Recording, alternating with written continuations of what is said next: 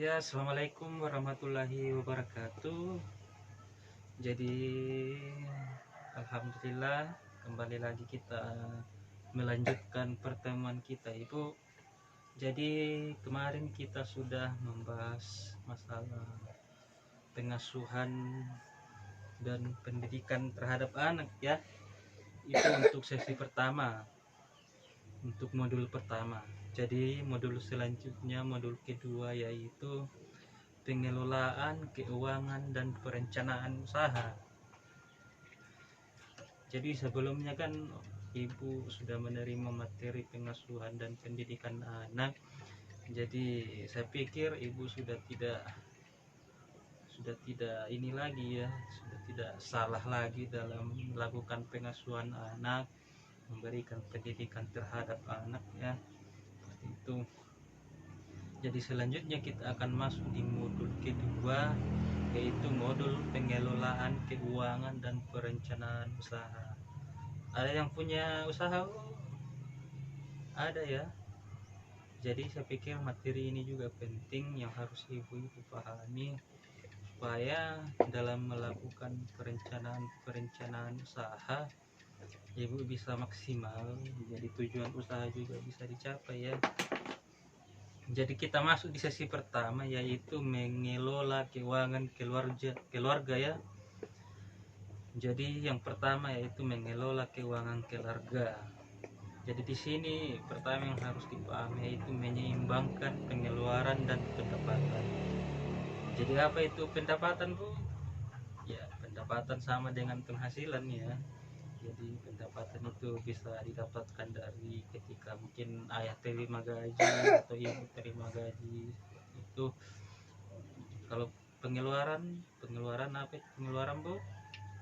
Jadi pengeluaran adalah hal-hal yang harus diperlukan ya, atau hal-hal yang dibutuhkan dalam kehidupan kita itu.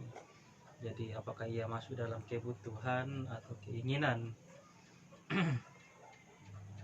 Jadi yang pertama yang harus ditahu di sini itu adalah yaitu memahami jumlah pendapatan dan pengeluaran. Seperti itu. Jadi ibu harus mengidentifikasi ya sumber pendapatan dan jenis-jenis pengeluaran keluarga.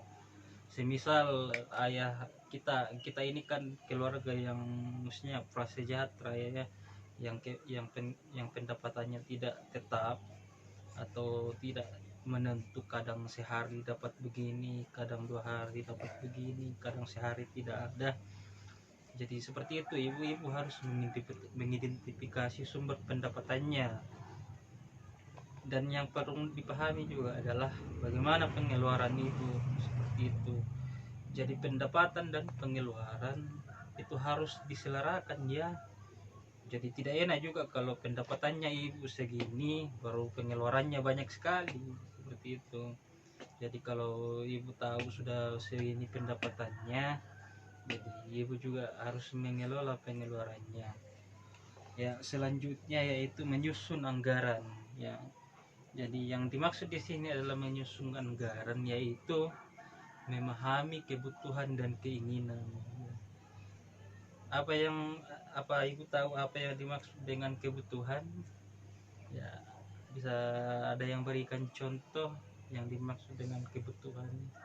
Jadi yang dimaksud dengan kebutuhan adalah hal-hal yang harus dipenuhi ya, hal-hal yang harus dipenuhi seperti semisal beras ya, tabung gas apa dan sebagainya, maksudnya hal-hal yang berhubungan dengan rumah tangga dan harus segera dipenuhi.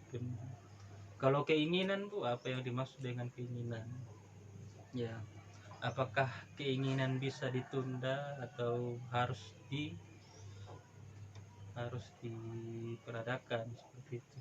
Jadi keinginan ini sebenarnya adalah hal-hal yang tidak terlalu mendesak ya, hal-hal yang tidak perlu untuk diutamakan. Jadi yang dimaksud contoh-contoh yang dimaksud dari keinginan di sini adalah seperti keinginan untuk membeli motor, keinginan untuk membeli baju baru, itu kan semua adalah keinginan ya. Jadi hal-hal seperti itu sebenarnya bisa ditunda dulu ketika ada memang kebutuhan keluarga yang memang lebih penting sebelum kita melakukan yang namanya pembelian keinginan. Terus selanjutnya memahami pentingnya menjalankan anggaran yang telah dibuat. Jadi ketika tadi ibu sudah merencanakan semua berapa pendapatan ibu dalam sehari, seminggu, 1 bulan, jadi semua itu ketika sudah ibu tadi hitung semuanya harus dijalankan ya.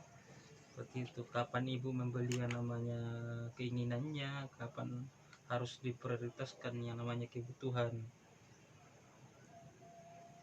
Terus membuat catatan kas harian. Jadi maksudnya di sini Bu, kita sebagai keluarga yang prasejahtera, yang pendapatannya tidak menentu, ya jadi catatan kas harian ini sangat penting ya Bu, sangat penting dalam mengelola anggaran rumah tangga. Seperti itu. Ya sudah berapa menit Ibu? Ya. Jadi sebenarnya pertemuan kita ini tidak terlalu panjang karena kita dibatasi oleh waktu. Jadi mungkin cukup saja ya sampai di sini pertemuan kita. Jadi kurang lebihnya mohon dimaafkan. Assalamualaikum warahmatullahi wabarakatuh.